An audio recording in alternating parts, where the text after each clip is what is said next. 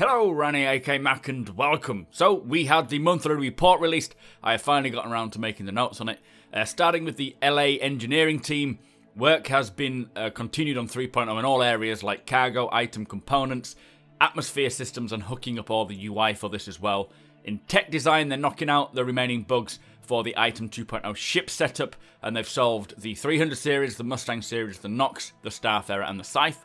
The art team are setting up ships to use the new light groups, the new fog tech, the render to texture screens, and ensuring the proxies are airtight now that the oxygen is implemented. They've also made future progress on art for the Hurricane, the Cyclone, and the Mustang. In terms of narrative, they're polishing 3.0 alpha content. They're also expanding the genre language and done some more Squadron 42 storytelling. In tech content, they are working on animated environment assets, working on new tech for derelict systems, outpost locations, and planetary placement systems. They're also handling the damage implementation for new ships, and progress has been made to support the gas effects for the upcoming breaching feature, which is very exciting to see that. They've also worked on some new weapons in the pipeline, including the adjustable stock and some animated weapon attachments. And finally, for QA in the LA office, they're testing the new light groups, LODs, breaching mechanics, and character art. It is very exciting to hear that they're bringing breaching mechanics into the game quite early on. Now in Austin, the design team are handling the mission givers. They've also outlined the income per hour goals and adjusted mission reward calculator accordingly, along with the ship respawn times and prices. They will dial these values over the next few builds, changing them up depending on how they feel we should earn money. They've also tidied up all the physical shops, including Olisar, Grimhex, and Levski. There's 15 separate places to buy items, apparently, and they've also worked on new features for the shopping experience, including AR markers, inner thought, armor, and item names. Now, in the art department, they have finished the white box modeling for the first pass at interior lighting for the Constellation Phoenix. The Andromeda and the Aquila have had their interior and exterior lighting states updated, along with the LODs, and other ships like the Hornet series, 300 series, M50, Scout, and the Nox. Work has also begun on white box modelling for the F8 Lightning, which is exciting. On the back-end services, they're tuning the back-end services to accommodate the increased volume of data and players. They've solved issues reconnecting to the same instance and have been building the next generation of back-end services, aiming to split up all the larger services into small, stateless services instead. Now, an animation team fine-tuned the bed enter and exit for the persistent save system, allowing players to relog back into the exact location that they exited from. So if you land on a planet, jump in your bed and log off, you will spawn back into there. They've also finished updating the Gladiator exit and enter. Soon, they're holding a mocap shoot for the same thing for the Cyclone.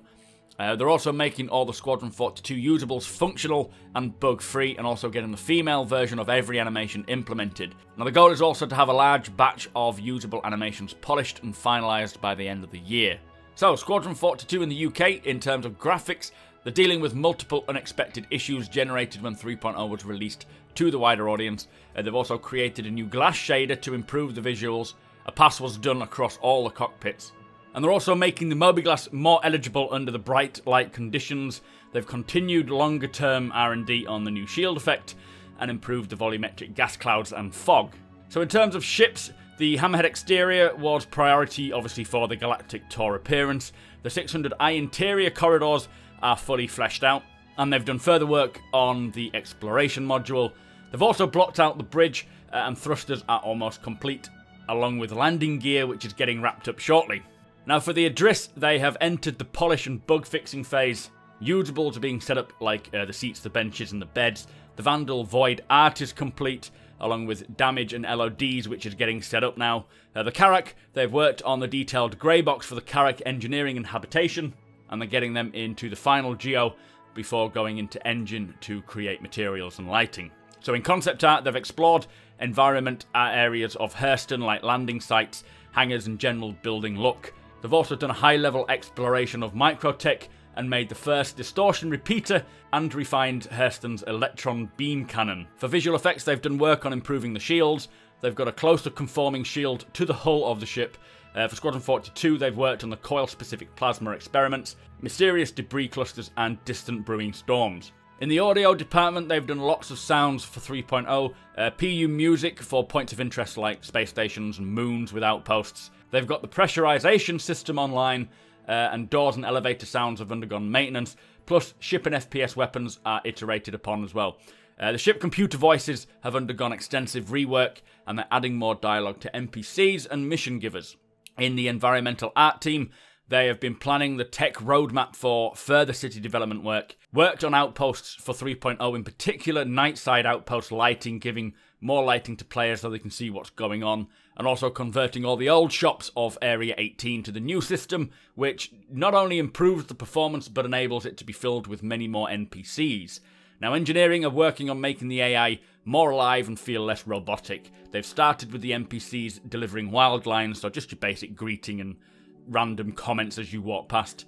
In terms of animation, their focus is on combat AI. Idris Armory has had a full sweep, and the design have all the animation assets for the Master at Arms. I assume this Master at Arms is maybe the Squadron 42 Armory guy.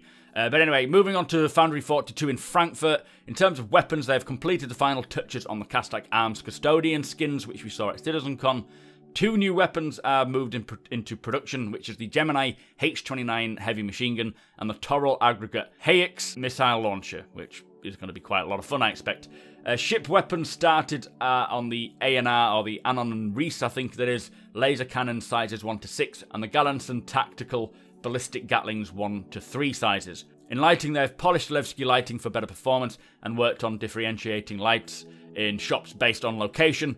QA have done obviously 3.0 testing, also testing the subsumption tool weekly, and worked on the Saber Raven EMP and its effects on other ships. For the engine team, they've made a lot of progress optimizing both server and client, and started routine network stress tests to better understand how the engine scales. They've also spent a lot of time investigating memory leaks and developed a lightweight memory tracker system to run in the background. For level design, they've worked on something called the Common Elements, which includes hangars, garages, houses, offices, tying them all into the modular system to help build out locations quicker. They've also looked into train stations and monorails for landing zones, as well as worked on city spaceports.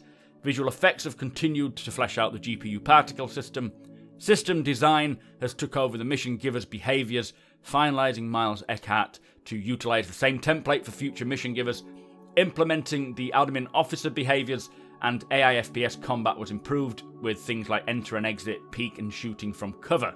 For environmental art, they are working on a new range of ecosystems, visually different from what we have seen before, and they're hard at work on unique vegetation, large trash mesas, and the city of Lawville, which is Hurston. For tech art, they've finalised the setup for the Gemini R97 shotgun and prepped the missile launcher that we heard of previously for production. For AI, they're refactoring how AI uses different vehicles, so operator skills will now directly influence the different actions, and now multi-crew vehicles can benefit from NPCs operating seats, which is exciting news. They've also worked on manned and auto turrets.